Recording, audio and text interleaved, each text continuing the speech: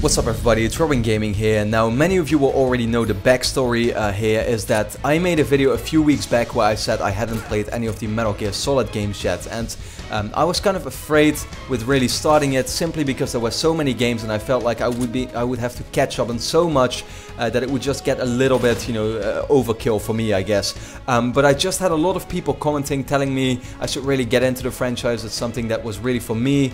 I would love the games and stuff, and I decided to actually give it a try. So to give you my current, I guess, status update, I beat Metal Gear Solid 3. That was the first game I played, and I'm actually, I can already say right now, already draw some kind of conclusion, which is that I'm really enjoying the series, and yeah, I've already said to myself I'm going to play at least all 4 of the main games. I'm already halfway through Metal Gear Solid 1, which is quite a surprise, quite something I just don't expect or didn't expect before, to be honest, because honestly, when I play old games, I just can't do it. I can't play, an old game like one from the PS1 era or sometimes even PS2 for more than half an hour, because it's not that I'm a graphics whore, for example, but it's just that, I want my games to look up to date, and at the same time gameplay can kind of feel clunky a lot with these old games, and I just don't enjoy them as much anymore. But yeah, I just thought I'd do a quick, a video where I would be very honest about my experience with Metal Gear Solid.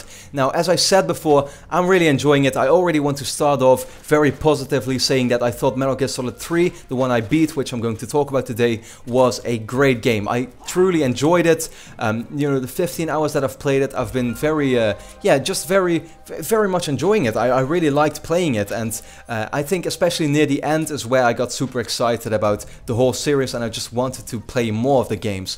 That said, though, I am going to be super honest and also, say a few times what really bothered me about the games, because some things definitely actually bothered me, and I'm not going to lie about that. So, I mean, where do we start off here? So I started playing Metal Gear Solid 3, and I guess I should just talk out of the top of my head with the first few hours that I played the game. So I remember still actually saving the game at some point, and I saw I had already been playing it for around 4 hours. And I was like, wow, have I played this for 4 hours now? Because honestly, like, the game so far, those 4 hours, I felt like 3 hours of those were cutscenes. And I actually wasn't even wrong there, probably, because yeah, I mean, the game does definitely feature a lot of cutscenes.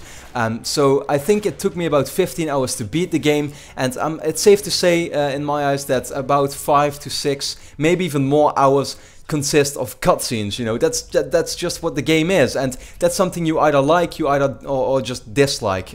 Me personally, I actually really like that. I like sometimes having these big action moments where I'm totally into the game, but then after that I can relax and just, sit back, watch some of the cutscenes. I remember actually like brushing my teeth in the evening while just watching one of the cutscenes. That's how long it took. It's like some of them actually, I think the ending cutscene like takes an hour or something. It's insane, to be honest. But yeah, I mean, I definitely like that. Now, one thing is that the game was more Japanese than I probably expected, and I'm usually not really a fan of that. I don't like that extreme weirdness, because on one point the game is really about this military operation where you're going after this sort of like terrorist group. They're launching, or they're basically building this super big, robot kind of thing. And you have to stop it. It's all super serious and stuff. You have a major who's giving you commands. You are some kind of special operation guy, Snake, of course. But then at the same time you have these weird bosses with like telekinetic powers or something. One guy is like 150 years old, is in a wheelchair. He's called the End. Is this super old guy who looks like he's about to die out of just because he's so old. It's a little weird at some point. People shitting their pants or whatever in the game. I'm just like, okay, I guess this is funny, but it isn't really for me. I mean, that's just me. It's something you gotta appreciate. I definitely don't hate it. I don't, it doesn't throw me off from the game, but I'm not really a fan of that, to be honest, myself. What I do really have to say is that although the story is amazing, the gameplay just has quite a few big flaws, and I really noticed that in the beginning. I just didn't know what I was doing. It kind of annoyed me, it irritated me, because what you need to know is that this is a stealth game, and for a stealth game I found it ridiculously hard to actually play it stealthily. I got spotted all the times The controls were super bad. I mean, I'm sorry, but this game, you know, it may be like 10 years old already, but the controls were just horrible. I mean, I'm just gonna have to be very honest there. You have a first-person view, so you press, for example, on the Vita, you press the right bumper to go into first-person view. Then you have to bring up your gun with the down button. Then you have to aim with your left joystick because your right thumb you will use to press square to shoot. It's just like you gotta press 4 buttons to fire your gun. That's insane, you know. That's not something I really think is very, you know, good. That's just bad design overall. It's bad controls, and it could have been implemented much better, even at that point, I think. Also, for example, you get so much equipment and these things that you can use, radars and all that kind of stuff, but the game never explains you what they are. They just give them to you without explanation, and I get that the game maybe wants you to kind of like experiment yourself, but at the same time, I'm really used to how games are these days. And yeah, it's a fact that games definitely help you more along the way now these days. Definitely a lot more than they used to do in the past. And Metal Gear Solid doesn't do that. It gives you all the stuff to work with, but never explains you what it is, what you can do with it. And therefore I found myself playing through the game, never really using it. And a lot of the times I would get spotted, just run around, you know, kind of like using melee attacks to kill all the guards or whatever, or knock them out and stuff. And I was just like, what am I actually doing? I'm not playing the game like it's supposed to be played.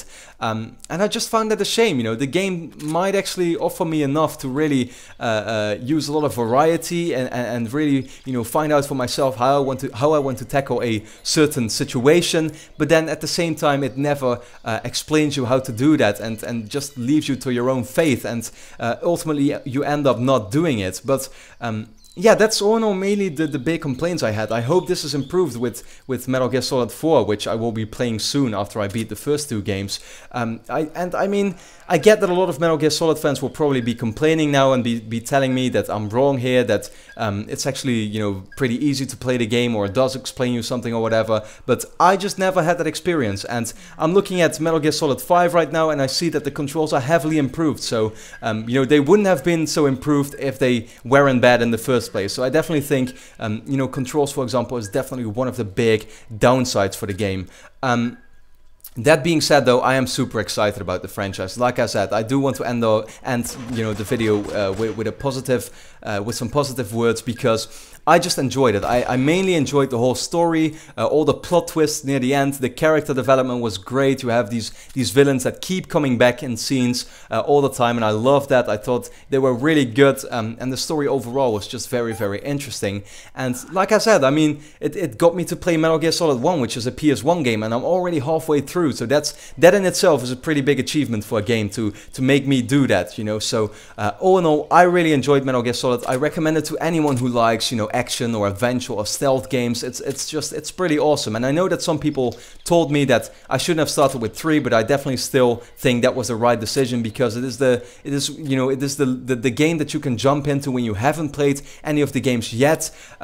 And it's not as outdated as, for example, you know, the first game or something like that. So yeah, I definitely recommend people to just start with 3 or with 1, you know, if you can stand that, if you can actually play an old PS1 game or something. If that's not something you have a problem with, then do that. But I still really enjoyed my times with Metal Gear Solid 3. Didn't feel like I missed out on anything, and all in all, I can't wait to play more of the game. So I might actually still be doing some in-depth reviews on you know, all of the games, but yeah, I mean, for now, this was pretty much what I wanted to talk about.